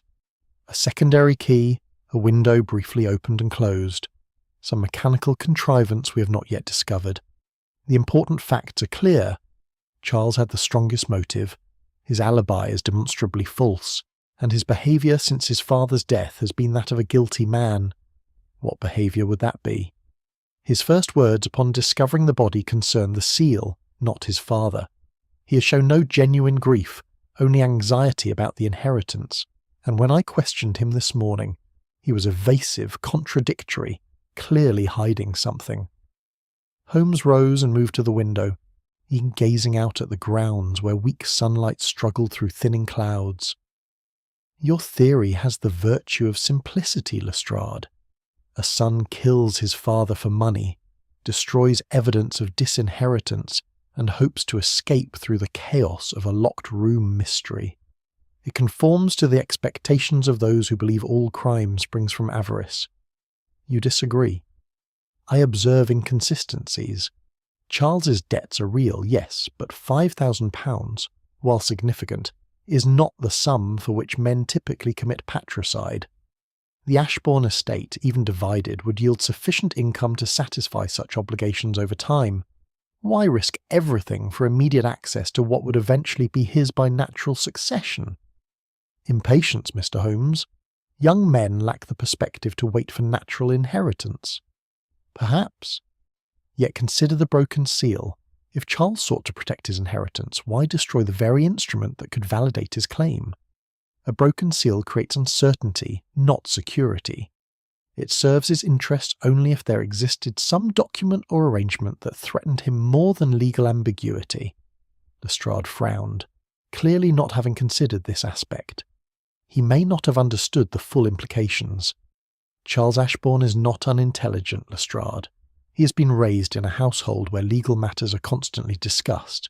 He would understand perfectly that breaking the seal serves no purpose if his claim was secure. Then he knew his claim was not secure, all the more reason to prevent his father from formalising his disinheritance. Holmes turned from the window. Let us examine your evidence more carefully. The false alibi troubles me, but not for the reasons you suppose. Charles claimed to be in the billiard room because he wished to avoid stating where he actually was. The question is whether that location implicates him in his father's death, or in some other matter he prefers to conceal. What other matter? That, Lestrade, requires investigation rather than assumption. Holmes addressed me directly. Watson, would you be good enough to locate Charles and ask him to attend us here? I believe a direct conversation may prove illuminating. I found Charles in the morning room, staring at a newspaper he clearly was not reading. At my invitation, he followed me with the air of one proceeding to his own execution. When we returned, Holmes gestured for him to sit. Mr. Ashbourne, Inspector Lestrade believes you killed your father. I am not yet convinced of his theory, but I confess your conduct has been less than forthcoming. Where were you between 10 o'clock and midnight on the night of your father's death? Charles's face flushed with anger and, I thought, relief. I was not in the billiard room. I said that because the truth would cause scandal. I am investigating a death, sir. Scandal is a secondary concern. The young man drew a deep breath. I was with someone, a woman from the village. We have been conducting a liaison that would be considered highly inappropriate given her station. I went to her cottage, remained until after midnight, and returned by the garden entrance to avoid the servants. Her name? I will not reveal it, Mr. Holmes, whatever you may think of me. I will not expose her to disgrace. Can she confirm your presence? She can, though I would sooner confess to murder than ask her to do so publicly. Holmes studied him with that penetrating gaze that seemed to measure truth against fabrication. Your debts are substantial, Mr. Ashbourne. You argued with your father about them. I argued with him about many things, Mr. Holmes. Yes, I wanted money. Yes, I resented his control over my life. But I did not kill him. Charles's voice cracked slightly. Whatever you may think, he was my father. I disagreed with him. I defied him. But I did not wish him dead. Yet you showed little grief at his passing. Grief and relief are not mutually exclusive, Mr. Holmes. I grieve for the man while acknowledging that his death resolves certain difficulties. That does not make me his murderer. What did you know of his intentions regarding the inheritance? Charles hesitated, then spoke with evident bitterness. I knew he was considering changes. He had become withdrawn, secretive. When I pressed him, he told me that I should not presume to know my own future, that discoveries had been made that might alter everything. It was maddening, infuriating, but it did not drive me to murder. Did you know about Miss Trent's claim? I suspected something. The way my father looked at her had changed. I am not a fool, Mr. Holmes. I understood that some revelation was pending that threatened my position. But I also understood that my father was a man of conscience, that he would not act precipitately. There was time to argue my case, to appeal to his sense of family loyalty. I did not need to resort to violence. Holmes was silent for a moment, his fingers steepled beneath his chin. Inspector Lestrade, have you verified Mr. Ashbourne's claim regarding his whereabouts? Not yet, Mr. Holmes. I shall send a constable to make discreet inquiries in the village. Please do so. If his alibi is confirmed, your theory collapses." Holmes turned back to Charles. "You may go, Mr. Ashbourne, but I advise you to remain available for further questions." After Charles departed, Lestrade shook his head in frustration. He could be lying about the woman. It's a convenient excuse. Possibly, yet I note that his account contains details that suggest truth. He specified the garden entrance, a detail he need not have mentioned if fabricating an alibi. He expressed appropriate reluctance to expose the woman, which is consistent with the code of honour even scoundrels often maintain, and most significantly his analysis of the situation matches my own. If he believed he had time to argue his case, immediate action was unnecessary. "Then you believe him innocent?" "I believe the case against him is insufficient, Lestrade. Greed is too simple an explanation for these events. Charles's anger is real, his resentment undeniable, but anger is not murder, and resentment is not proof." I ventured a question that had been troubling me. "Holmes, if not Charles, then who? Lady Eleanor had equal motive, but surely you do not suspect a woman of such standing." "Watson, I have learned never to exclude any suspect based on class, gender, or social position. The capacity for desperate action resides in all humanity when circumstances press sufficiently hard." Holmes rose and began to pace. "But we are approaching this incorrectly. We seek to identify who killed Sir Reginald as though his death were the crime. What if the crime was not the death but the breaking of the seal? What if Sir Reginald died naturally and someone seized the opportunity to ensure his intentions died with him?" Lestrade looked startled. "You suggest someone entered the locked room after he was dead?" "I suggest we have been asking the wrong questions. A locked room is impossible to enter, yes, but what if it was not locked when it was entered? What if someone encountered Sir Reginald, realised he was dead or dying, and took swift action to break the seal before summoning help? The door could then be locked from within by anyone with presence of mind enough to create the appearance of mystery." "But how would they lock it and leave?" Holmes smiled thinly. "That, Lestrade, is the question we must answer before we can proceed to questions of identity and guilt. The locked room is not evidence of murder. It is evidence of theatrical timing, of someone who understood that mystery would serve their purposes better than clarity." As Lestrade departed to verify Charles's alibi, I remained with Holmes, pondering his words. "You have a theory," I said. "I have observations, Watson. They form patterns, but the complete picture remains obscured. We know what was at stake. We know who stood to lose or gain. What we lack is the mechanism by which prevention was accomplished. Until we discover that, we cannot proceed from suspicion to certainty." He returned to the window, his profile sharp against the light, and I knew that behind those keen eyes, the pieces were arranging themselves into their inevitable configuration. Chapter 8. The Emotional Fracture. The afternoon found Holmes in a state of intense cerebral activity, pacing our chambers with restless energy while I attempted to order my own thoughts on paper. He had requested that the household be assembled in the drawing room at 5 o'clock, but would not reveal the purpose of this gathering, saying only that certain observations required verification. "Watson," he said at length, interrupting my writing, "tell me what you observed of Lady Eleanor's conduct since our arrival." I set down my pen and considered. "She has maintained remarkable composure throughout. Even upon learning of her husband's death, she showed no hysteria, no unseemly display of emotion." "Precisely. And does this not strike you as remarkable? Many women of her class are trained to restraint. Strong emotion is considered vulgar. True, yet there is restraint born of breeding and restraint born of foreknowledge. Lady Eleanor's composure is absolute, Watson. She has not wept, not trembled, not shown a moment's uncertainty about how to proceed. She moves through this tragedy as one moves through a carefully rehearsed performance. You suggest she expected Sir Reginald's death? I suggest she was not surprised by it. Consider also her immediate concerns. When the body was discovered, what was her first question? I searched my memory. She asked about the seal, or whether it was intact.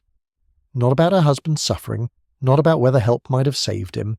But about the seal, her priorities revealed themselves in that moment of crisis when careful speech is impossible. Holmes resumed his pacing. Now consider Miss Trent. Her fear has been consistent and genuine. Yet what is its nature? She does not fear poverty. She has lived modestly all her life. She does not fear obscurity. She actively seeks it. What she fears is elevation, visibility, the transformation of her identity from ward to heir. A natural anxiety, surely. Natural, yes, but insufficient to explain the depth of her distress. Watson. She wept not when Sir Reginald died, but when she heard of the broken seal. The death affected her less than its consequences. Why? Because the death was expected? Because the death resolved her dilemma. With Sir Reginald gone and the seal broken, she need not fear the transformation he intended. She can remain what she has always been, invisible and safe. I felt a chill at his words. You cannot believe Miss Trent capable of such an act. She lacks the physical strength, the necessary resolution. I believe nothing yet.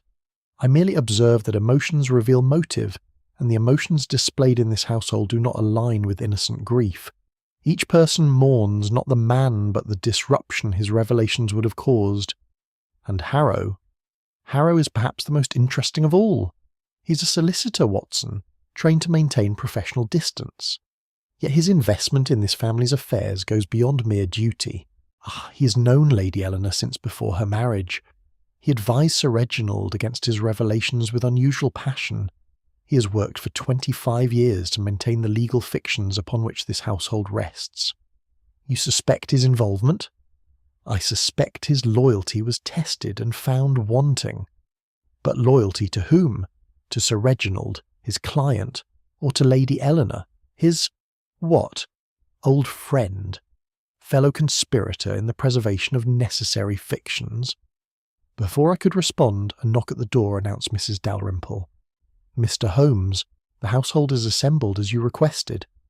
We descended to find them arranged with unconscious hierarchy. Lady Eleanor occupied the central position, her morning dress impeccable, her hands folded in her lap. Charles stood by the fireplace, his agitation barely controlled. Lydia sat in a corner, her face pale and drawn. Harrow positioned himself near the door as though prepared to intercede should Holmes's inquiries become too intrusive. Holmes surveyed them in silence for a moment, his keen gaze moving from face to face. When he spoke, his voice was measured but firm. I have asked you here because certain inconsistencies require resolution. Inspector Lestrade believes this to be a case of murder motivated by greed. I have convinced him, at least temporarily, that such a theory is insufficient. The truth, I believe, lies in a different direction entirely. What truth might that be, Mr. Holmes? Lady Eleanor's voice was calm, but I detected a thread of steel beneath the courtesy. The truth that Sir Reginald's death, whether natural or induced, serves every person in this room. Each of you feared his revelations. Each of you benefited from his silence. The question is not who wished him dead, for that encompasses all, but who possessed both the means and the moral resolution to act upon that wish. Charles spoke with barely suppressed anger. Are you accusing us collectively, Mr. Holmes? That is no accusation at all. I am observing that motive is universal in this case, Mr. Ashbourne. But motive alone does not constitute guilt. What interests me more is the nature of that motive. Inspector Lestrade assumes you killed for money. I believe the truth is more subtle and more damning. Explain yourself, Harrow demanded. Holmes moved to stand before the mantelpiece, his back to the fire, his face illuminated by the dying afternoon light.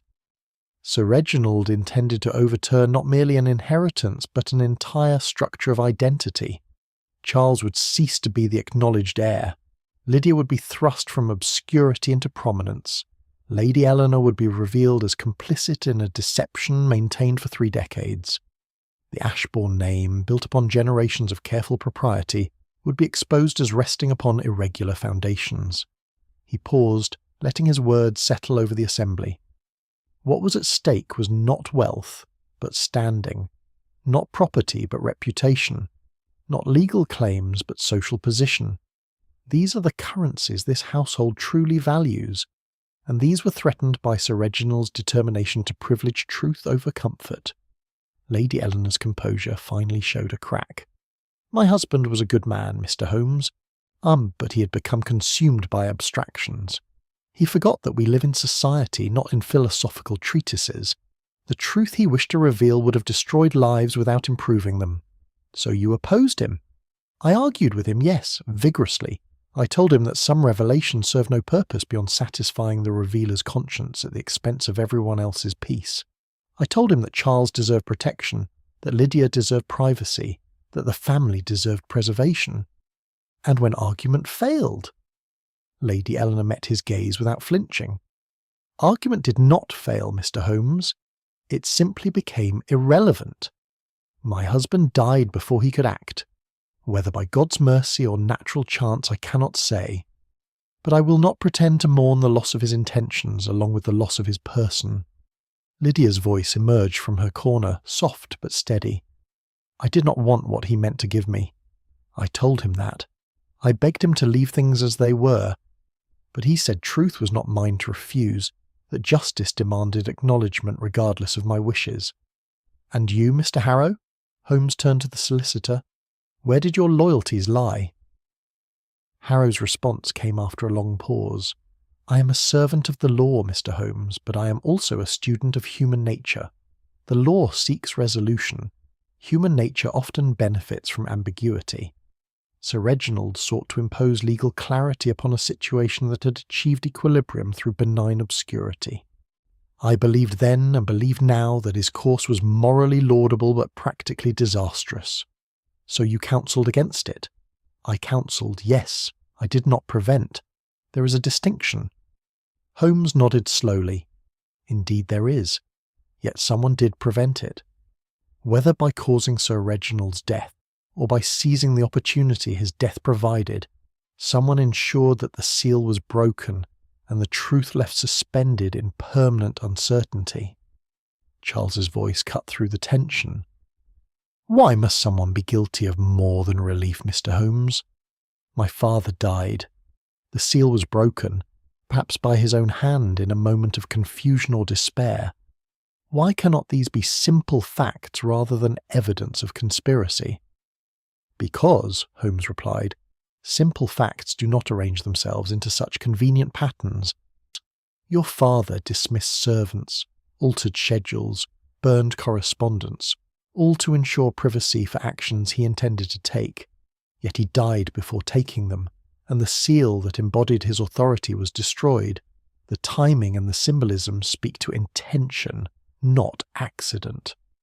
The room fell silent. Outside, the light was fading, and Mrs. Dalrymple entered to light the lamps, her presence a reminder that normal life continued despite the extraordinary circumstances that had engulfed the household. When the housekeeper departed, Lady Eleanor spoke with quiet firmness. Mr. Holmes, you have observed much and deduced more, but observation and deduction are not proof. You have demonstrated that we all had motive. You have shown that we all benefit from the current uncertainty. But you have not explained how any of us could have entered a locked room, broken the seal, and departed, leaving no trace. Until you resolve that impossibility, your theories remain mere speculation. Holmes smiled, a gesture that held no warmth. You're quite right, Lady Eleanor. The locked room is indeed the key, but I believe I have resolved that impossibility. It required understanding not the mechanics of locks and bolts, but the psychology of those who create mysteries to conceal truths. He turned to address the entire assembly. Tomorrow morning, I shall demonstrate how the seemingly impossible was accomplished. I advise each of you to search your consciences tonight, for by this time tomorrow, the truth will no longer be suspended in comfortable ambiguity. As the household dispersed, each retreating to private anxieties, I remained with Holmes. You know who did this? I know how it was done, Watson. The who follows inevitably from the how, though the proof will require one final verification. Will you not tell me your theory? Holmes placed a hand on my shoulder. Tomorrow, old friend. Tonight let us both rest. The revelation will be difficult enough without anticipating its details. But I found no rest that night. Somewhere in the darkened house, someone lay awake knowing that Holmes had pierced their carefully constructed mystery, and I wondered what desperate measures such knowledge might inspire. Chapter 9. The Preservation of Name. Morning arrived with cold clarity, the sky washed clean by recent rains, the air sharp with the promise of winter. Holmes had risen before dawn, and I found him in Sir Reginald's study conducting a final examination of the scene. He looked up as I entered, his eyes bright with the satisfaction of a puzzle solved. "It is time, Watson. Would you be good enough to ask Mrs. Dalrymple to assemble the household? Inspector Lestrade should arrive within the hour. I sent him a telegram last night. All must be present for what follows." By 9 o'clock we were gathered once more in the drawing-room. Lestrade had indeed arrived, bearing news that Charles's alibi had been confirmed by the young woman in the village, though the verification had required considerable delicacy. Charles himself stood vindicated but not relieved, sensing perhaps that other revelations were pending. Lady Eleanor occupied her accustomed position with the same composed dignity she had maintained throughout. Lydia sat beside her, pale and apprehensive. Harrow positioned himself slightly apart, his solicitor's instincts clearly warning him that the proceedings would not favour those who had counselled discretion over disclosure. Holmes stood before the fireplace, his lean figure casting a long shadow across the carpet. He held in his hands the broken pieces of the Chancery seal, which he had evidently retrieved from Sir Reginald's study. "Ladies and gentlemen," he began, "I have promised you a resolution of the mystery that has troubled this household. Before I proceed to specifics, permit me to establish certain general principles. The locked room has long been considered the mark of an impossible crime. Yet most locked room mysteries are solved not by exotic mechanisms, but by recognizing that our assumptions about time and sequence may be incorrect." He set the broken seal upon the mantelpiece with deliberate care.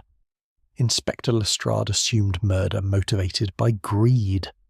I have demonstrated the insufficiency of that theory, but in dismissing simple greed, we must not dismiss the possibility of crime altogether. The question is not whether Sir Reginald was murdered, but when and by whom the seal was broken, and whether that act constitutes a crime in itself. "Mr. Holmes," Lady Eleanor said quietly, "you promised us demonstration, not philosophy." "Indeed. Then let us begin with the locked room itself. Mrs. Dalrymple discovered the body at 6 in the morning. The door was bolted from within. Yet I propose that the bolt was engaged not by Sir Reginald, but by someone who entered the room after his death and wished to create the appearance of mystery." "Impossible," Harrow objected. "How could anyone bolt the door from within and then leave?" Holmes moved to the door of the drawing-room and demonstrated with swift economy. "The bolt on Sir Reginald's study is positioned low, at waist height. It is a simple sliding mechanism, not a complex lock. Observe, one need only attach a length of strong thread to the bolt's handle, pass the thread beneath the door and pull from the corridor. With practice, the bolt can be drawn closed from outside the room." He executed the action as he spoke, and I heard the distinct sound of the bolt sliding home. Once the bolt is engaged, one need only snap the thread and retrieve it from beneath the door. The room appears locked from within, yet the mechanism is absurdly simple. I discovered fibres consistent with black thread caught in the bolt's mechanism during my examination. "But why?" Charles demanded. "What purpose does creating a locked room serve?" "It transforms a death into a mystery, Mr. Ashbourne. It creates the appearance of impossibility, which in turn suggests murder, which focuses investigation upon the question of how rather than why. It is a theatrical gesture designed to obscure rather than reveal." Holmes turned to Lady Eleanor, his expression grave but not unkind. "I believe, madam, that you can explain what actually occurred in that study on the night of your husband's death." The room fell absolutely silent. Lady Eleanor's hands, unfolded in her lap, tightened their grip until the knuckles showed white. For a long moment she said nothing, her gaze fixed upon some distant point beyond the walls. When she spoke, her voice was steady but carried the weight of profound weariness. "How did you know it was I?" "Several observations converged. The overheard argument placed you in the study 3 nights before his death. Your immediate concern for the seal upon discovering the body. Your complete lack of surprise at any subsequent revelation. But most significantly, a detail I observed in Sir Reginald's hand at the moment of death. His left hand was clenched, as though grasping something. I found a single thread caught between his fingers, black thread of the type used for mending. The same thread used to create the locked room illusion." Lady Eleanor closed her eyes briefly. "You are correct, Mr. Holmes. I will not compound deception with denial. Yes, I was in that study. Yes, I broke the seal. And yes, my husband died in my presence." "Mother," Charles's voice cracked, "what are you saying?" "I am saying, Charles, that I could not allow your father to destroy you, not for the sake of abstract justice, not to satisfy his troubled conscience." Holmes's voice remained gentle. "Tell us what happened, Lady Eleanor. The truth, however painful, is preferable to continued speculation." Lady Eleanor drew a deep breath and began. "My husband summoned me to his study at 10:30 that night. He had made his decision. The following morning, he intended to execute new documents recognizing Lydia as the rightful heir and relegating Charles to dependent status. He showed me the papers he had prepared, the arrangements he had made. He spoke of duty, of truth, of dying with his conscience unburdened." She paused, her composure wavering for the first time. "I pleaded with him one final time. I told him that Charles was innocent of any deception, that he had been raised with every expectation of his position, that to strip it from him now would be an act of cruelty masquerading as justice. I told him that Lydia did not want the burden he meant to place upon her, that the girl had begged to be left in obscurity." "And his response?" Holmes prompted. "He said that want and need were not the same, that Lydia's desires were irrelevant to her rights, that Charles's expectations did not constitute entitlement. He was immovable, Mr. Holmes. 30 years of companionship, of shared life, counted for nothing against his newfound moral certainty." Her voice hardened with remembered frustration. "I saw then that argument was useless, so I changed tactics. I asked him about the seal itself, about the mechanics of its authority. He explained, as he had before, that without its validation any claim remained unresolved, and in that moment I understood what must be done." "You broke it," Holmes said simply. "I seized it from its case. He protested, reached for me, and I struck it against the desk with all the force I possessed. It broke cleanly, exactly as you see it now. And in that instant, Mr. Holmes, I saw something extraordinary occur. My husband's face transformed, not with anger, as I had expected, but with something closer to despair. He clutched at his chest, his breath became laboured, and he collapsed into his chair. His heart, I interjected, my medical instincts overriding my shock at her narrative. His heart, yes. The shock of what I had done, the finality of that broken seal was more than his weakened constitution could bear. I called to him, but he could not respond. I reached for him, and he grasped my wrist with what strength remained. We remained thus for perhaps a minute, his hand in mine, his breathing growing fainter, and then he was gone. Tears, the first I'd seen her shed, traced lines down her composed face. I sat with him for some time, Watson, how long I cannot say. When rationality returned, I understood what my action would appear to be. A wife who had destroyed the instrument of her son's disinheritance while her husband lay dying. Whether I had caused his death through shock, or merely coincided with it, I could not say. But I knew how it would be interpreted. "So you created the locked room," Holmes said. "I arranged the scene to suggest mystery rather than guilt. I used thread from my sewing basket, having read accounts of such methods in sensational literature. I engaged the bolt from the corridor and returned to my chambers. When Mrs. Dalrymple raised the alarm, I appeared with the household, a widow discovering her husband's inexplicable death. Lestrade, who had been listening with increasing incredulity, found his voice. "Lady Eleanor Ashbourne, I must arrest you for the murder of your husband." "No," Holmes said sharply. "Inspector, consider what you have heard." Lady Eleanor broke the seal in her husband's presence. That act precipitated a fatal heart attack. Is she guilty of murder or of an impulsive action with unintended consequences? No court would convict on such evidence, and no purpose would be served by prosecution. "Mr. Holmes, the woman has confessed to causing a man's death. She has confessed to breaking an object, to creating a theatrical mystery, and to being present when her husband's weak heart failed. The medical evidence supports death by natural causes. Dr. Watson, you examined the body. Was there any indication of violence?" "None," I admitted. "The cause was certainly cardiac failure." Holmes turned to Lady Eleanor. "You acted to preserve your son's position and your family's reputation. Whether that action hastened your husband's death by moments or hours, we shall never know. But I do not believe you intended murder, merely prevention." "My intentions matter less than the result, Mr. Holmes. My husband is dead, and I destroyed the instrument he meant to use for justice.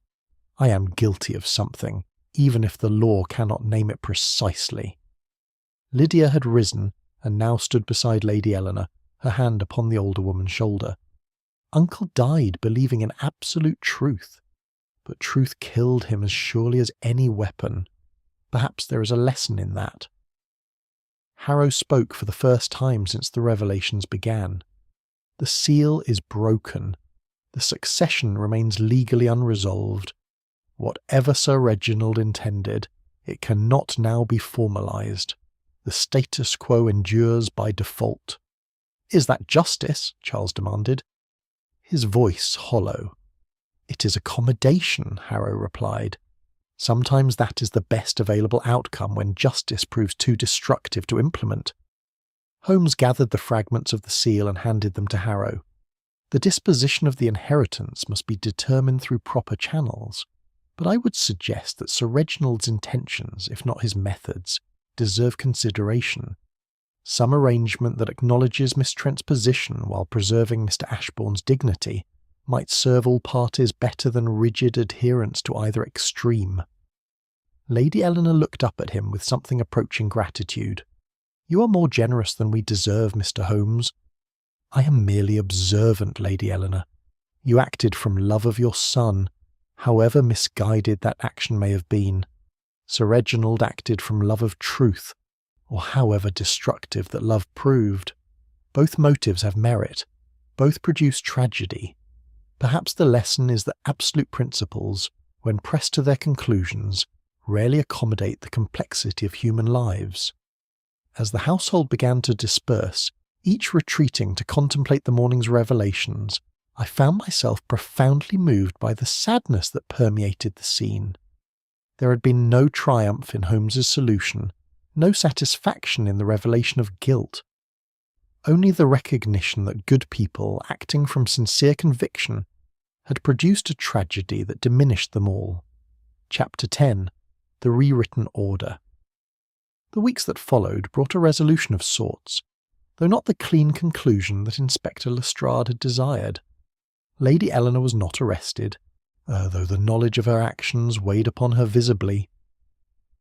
The household at Ashbourne Hall underwent a transformation that was subtle yet profound, as though the very foundations had shifted beneath the appearance of continuity.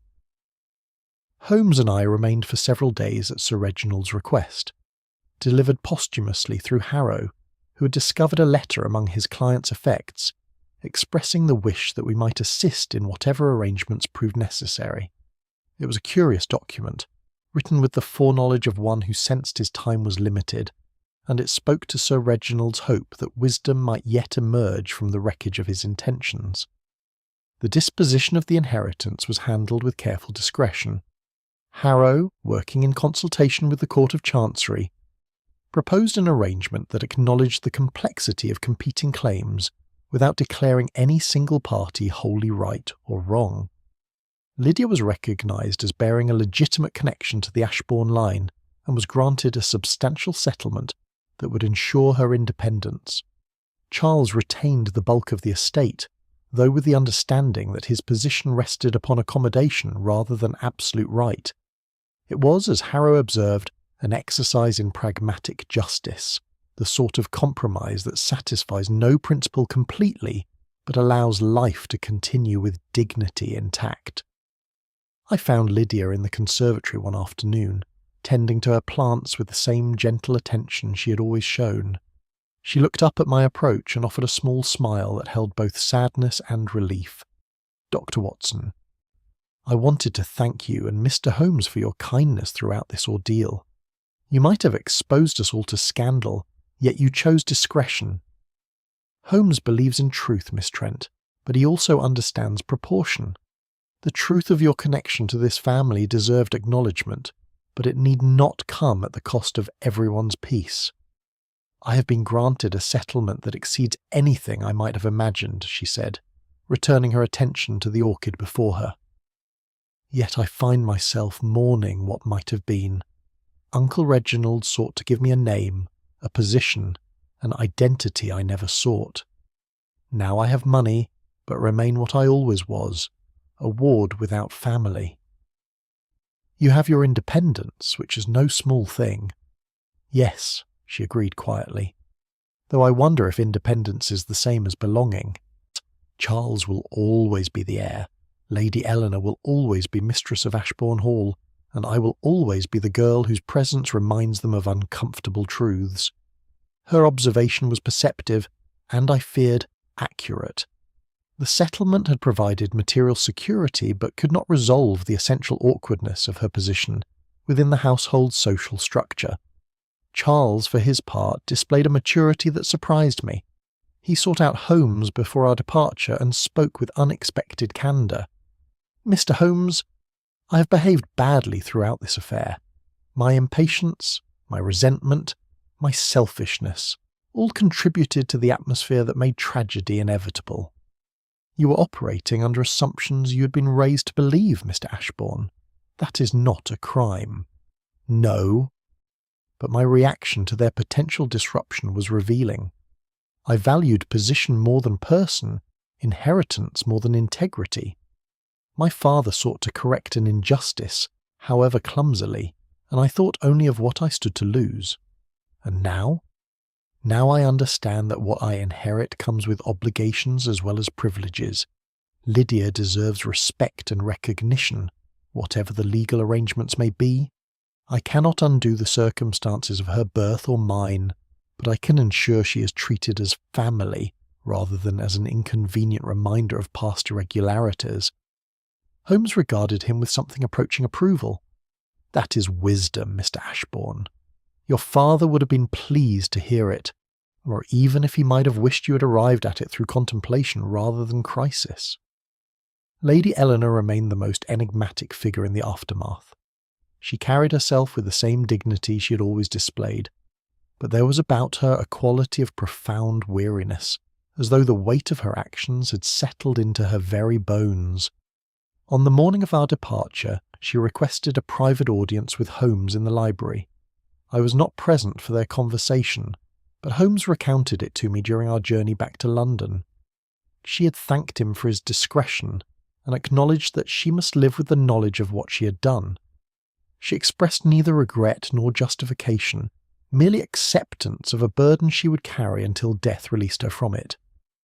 "She asked me," Holmes said, gazing out at the passing countryside, "whether I believed her husband would have forgiven her. I told her that forgiveness was not mine to grant or predict, but that Sir Reginald had been a man who understood the complexity of human motivation. He sought absolute truth, but he was not without compassion. Do you believe that? I believe, Watson, that Sir Reginald's tragedy was in thinking truth, and compassion were incompatible. He need not have destroyed his family to acknowledge an injustice." A more subtle approach might have recognised Lydia's claim while preserving Charles's dignity. But he had become convinced that only complete transparency could satisfy his conscience, and that conviction killed him as surely as Lady Eleanor's desperate act. "You're more philosophical than usual. Holmes." "This case has troubled me more than most. We are accustomed to clear distinctions between guilt and innocence, right and wrong. But here we encountered a situation where everyone acted from defensible motives, yet produced collective tragedy. Lady Eleanor sought to protect her son. Sir Reginald sought to honour truth. Lydia wished only to be left in peace. Charles desired what he had been raised to expect. Harrow attempted to preserve professional relationships while serving his client's interests. No villain, Watson, yet much villainy in the result." We rode in silence for some time, each absorbed in reflection. The case had indeed been unlike our usual investigations. There had been no master criminal, no ingenious plot, merely human beings caught in circumstances that exceeded their capacity for resolution. "What will you tell those who inquire about the case?" I asked at length. Holmes considered.